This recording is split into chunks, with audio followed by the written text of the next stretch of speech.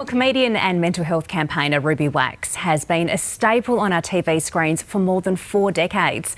Her 90s BBC TV shows saw her interview massive names like Donald Trump and OJ Simpson, and she'll be performing at this year's Melbourne International Comedy Festival. And we're very delighted to say she joins us now in the studio. Good morning. Welcome Hello. to News Breakfast. Hi. Thanks. So your show is called I'm Not As Well As I Thought It Was. Tell us about the inspiration. Thought I was. Yes. Yeah. And it's not well either. just tell us about the inspiration for this show.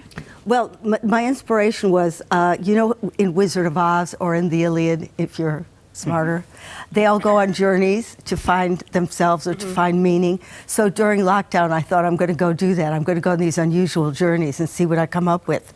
So I went on a 30-day silent retreat, and you go through, it is mind-bending. It's like the Iron Man of the brain. And you get these gongs all the time that tell you to sit and stand and meditate, that make your cervix vibrate. They're so loud. But then eventually I thought I was enlightened, and I thought I'd have to call Eckhart Tolle to tell him I was in the present and how you go through all these things. They take away your phone, so there's no distraction. So I used to shop for stones with an invisible sales lady. You just watch yourself, all the habits you've got, you act out on it. Like I couldn't stand that nobody was looking at me. Because, everybody, when you're not saying, what do you do for a living, there's no reason. So I'd volunteer to sit in the middle of the stage and be the gonger, just so I could sit in the middle and have everybody sitting around me. And I'd sit there thinking I would do a one-woman show, because I wanted them to know I wasn't just... So you can really see who you are. And then eventually you forgive yourself. Wow. You go through all these phases, but then I went and worked in a refugee camp and got people out of Afghanistan. Because I was looking for meaning. I was looking for things that would change your life. I migrated with whales, going from the Dominican Republic, because I thought that would give me awe. I would know something bigger than myself. And I went with good old Americans. Somebody called Frank, who was a professional exterminator.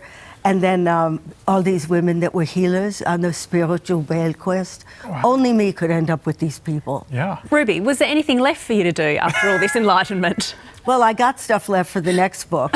Okay. But then you learn a lesson that I was running for something that doesn't exist. Interesting. Well, from enlightenment to something else.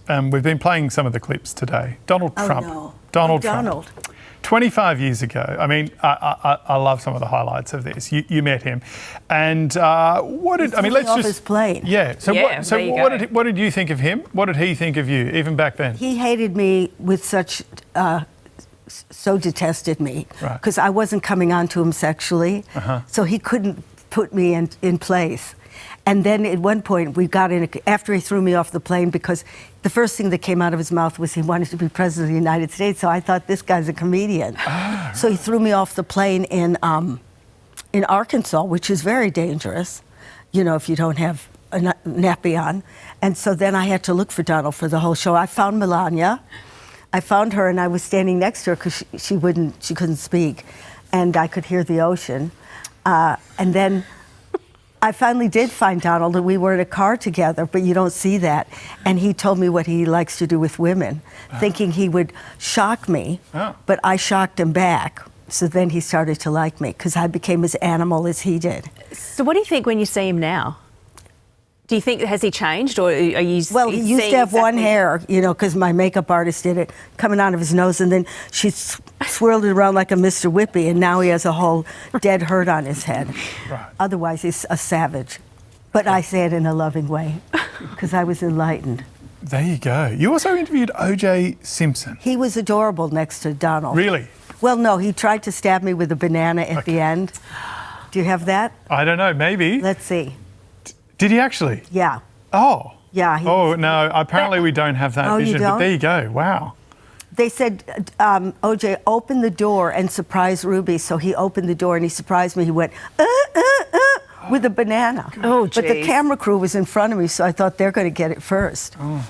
And then his agent said, I don't know if I could say this. He said, Well, I don't know. Can you? I don't know. Well, I didn't do it. I'm scared, Ruby. He said, I'll tell you with a knife if you get me a job in England. Oh, my Because I don't want to be his agent anymore. Wow. It was so difficult. And I didn't. because that's my integrity. Would you ever do another celebrity interview series? I mean, No, because I had everybody for, I had him for 3 days. I moved in with Hugh Hefner. Yeah. That's right. I had yes. people for weeks. So then you could cut it to a half an hour, whereas in 10 minutes, you're going to get, so what film are you in? And you're going to get, you know, that, you know, they're used to doing the patter.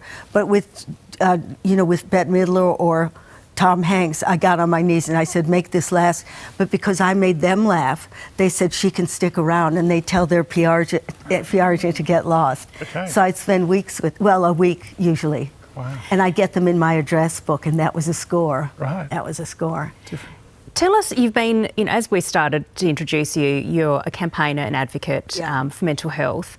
How has comedy helped you and helped you? Has it been your coping mechanism, or how have you found that?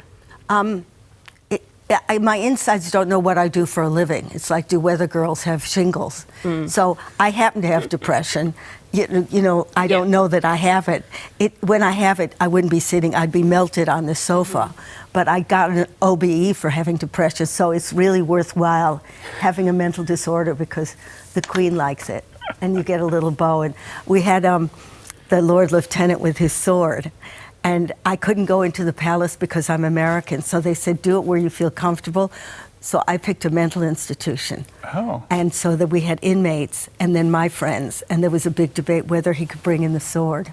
Goodness, He wow. did bring in the sword. Before we let you go, you're performing at the Comedy Festival. Yeah. What are Australian audiences like? Are they good audiences? Oh, Are they yeah, well I've done behaved? Adelaide. They're fantastic. You've done Adelaide? I did Adelaide. One guy had a heart attack. It's not funny because it was full and it was really hot. But when you see somebody coming at you going, I can't see anymore, you know to stop the show. Wow. But he got a round of applause when he left. Oh. And then I really got a round of, because my second line is, it'd be really nice if you could give me a standing ovation. Oh. So they're trained Wow. to give me one when I leave. Well, that's several times. Excellent. Yeah. If you don't ask, you don't get. That is very true. Ruby, thank you so much Thank for you. coming on the show Will this you come morning. to the show? Yes. Okay. Yeah, and best of luck with the shows here and with whatever comes next for you. Thank Look you. forward to seeing it. Thank you. Thanks, Ruby.